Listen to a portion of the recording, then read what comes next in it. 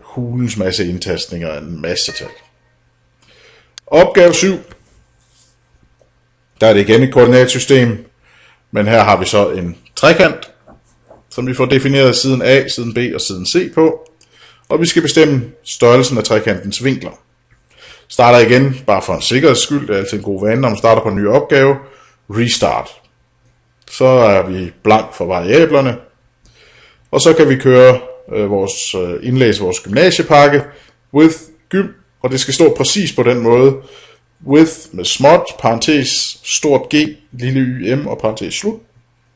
Så får vi de her nye muligheder, hvor Mabel kan regne med sinus og cosinus og tangens i grader, i stedet for at regne radianer. Det skal vi nok komme meget mere tilbage på, hvad det er, det går ud på, og hvorfor. Men jeg tegner de 3 linjer, ligesom vi gjorde ovenfor, simpelthen bare som de står i teksten, og så får jeg dem altså ud, og mulighed for at plotte dem, og de er så der. Og der har jeg så også været inde og sætte en legende på, hvad det er for en, der hører til hvad.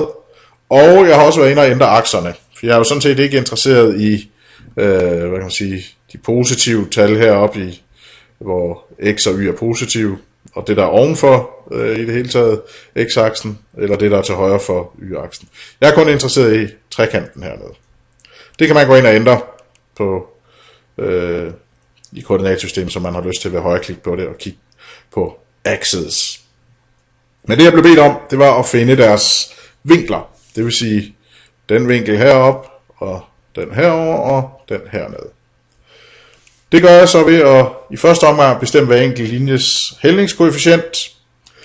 C'eren, den brunlige her, er lodret, så den regner jeg ikke videre på. På den måde, den står altså i en vinkel på 90 grader i forhold til x-aksen. Det er altså godt nok kommet til at skrive y-aksen her. Det retter vi lige. Det jeg så gør, det er at tage linjen, den hedder så 7,2, den første heroppe, og sige, jamen, hvis jeg skal finde dens hældningskoefficient, så vil jeg have den stillet op på formen y er lig ax plus b. Det beder jeg så Mabel om at solve den for y, så jeg får y alene på venstre siden, og så får ordnet højre siden. Her er der så byttet om på ax der står der, og b det er så minus 5. Den skærer altså y-aksen i minus 5 herop og har en hældning på minus 1. Det skriver jeg så. Det betyder, at hældningen er minus 1 i forhold til, vi mumler igen med y-aksen, den hedder altså x-aksen. Så kan jeg så regne hældningstallet om til en vinkel ved at bruge invers tangens, som skal skrives præcis på den måde. Det var en af den, vi indlæste af gympakken, til minus 1. Og det er så minus 45 grader. Det kommer vi også til definitionen, men det er så også i forhold til x-aksen, det vil sige, at den vinkel mellem x-aksen og den røde heroppe er altså 45 grader. Man taler om en negativ vinkel, når den går nedenunder x-aksen. Og det samme gør jeg for den grønne linje. Isolerer y, og der er andre muligheder end at solve. Man kan faktisk også få Mabel til at isolere, hvis man går ind og højreklikker her på den her måde. Der er forskellige muligheder. Nu skal jeg se solve. Så kunne man, der er også en, man kunne isolere y. Kan vi prøve at se, hvad den så siger.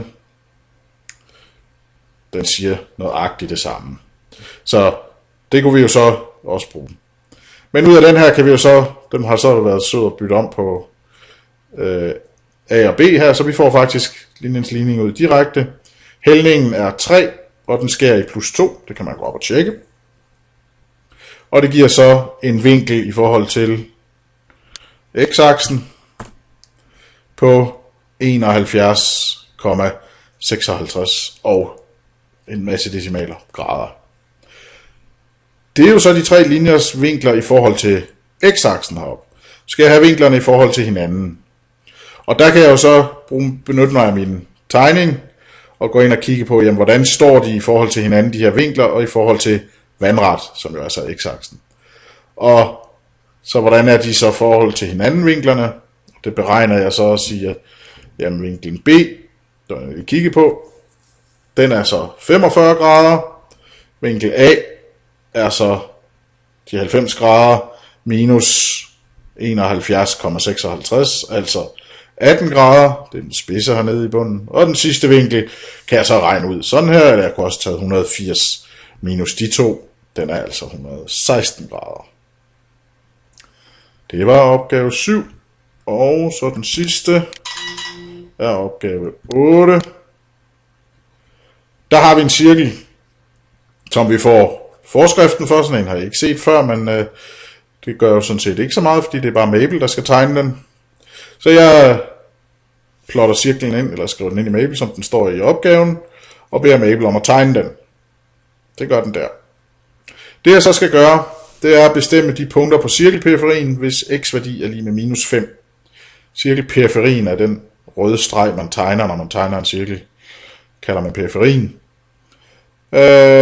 X lige minus 5, det her illustrerer man en grøn streg her, simpelthen ved at bare tegne den på den måde, og så trække x lige minus 5 op. Og det kan jeg jo så benytte mig af at smide minus 5 ind i cirklens ligning, definere x til at være minus 5, og se hvad er cirklens ligning så, og den bliver så den størrelse der, og den løser jeg med hensyn til y. Så får jeg sådan to knap så pæne tal her, men det er altså bare tal, så jeg tager og kopierer dem ud, og skriver y er lige med det her, beder Mabel højreklikker på den, og beder den om at få den med 5 decimaler, så er det altså et tal, der er lidt nemmere at forstå. Det er altså henholdsvis 2,4 og minus 4,4 de y-værdier, der hører til. 2,4 det passer vist meget godt, og minus 4,4 hernede, det er heller ikke helt skævt. Altså, de to punkter, hvor x-værdien er minus 5, er altså minus 5,2,46 og minus 5, minus 4,46. Jeg restarter igen på det næste, for jeg skal finde skæringspunkter med y-aksen, og så kan jeg jo ikke bruge den tildeling af x, jeg havde heroppe på minus 5. Så tildeler jeg i stedet for x værdien 0. Der hvor x er 0, det er y-aksen. Så laver jeg nøjagtigt den samme procedure som heroppe. Jeg tildeler x værdien 0, og i princippet så sætter jeg jo det ind i cirklens ligning. Den kommer så til at se sådan derud, løser den for y, og approximerer de to værdier der med 5 decimaler. Så der hvor den skærer y-aksen er altså i x er 0 og 1,65 og 0 og minus 3,65. Til sidst skulle jeg så også finde ud af, hvor skærer den x-aksen. Og det gør den jo så der, hvor y er 0. Og laver samme procedure. Restarter lige for en sikkerheds skyld, så vi ikke har nogen x-værdi inde. Og så sætter jeg y 0. Så får jeg jo så en anden cirkelsligning her med værdien 0, hvor y er 0. Og løser den og approximerer den. Og de to punkter bliver så altså en x-værdi på 0,873 og en x-værdi på minus 6,87. Det er altså også en god idé at tage en linje ud her og lige opsummere, hvad er det egentlig, jeg så har fundet ud af. Så man er sikker på, at man rent faktisk har svaret på de spørgsmål, der blev stillet. Men det var en mulig løsning på de 8 opgaver. Det er ikke nogen facitliste, og ikke et krav, at man gør det lige præcis sådan, men det er i hvert fald en måde at gøre det på.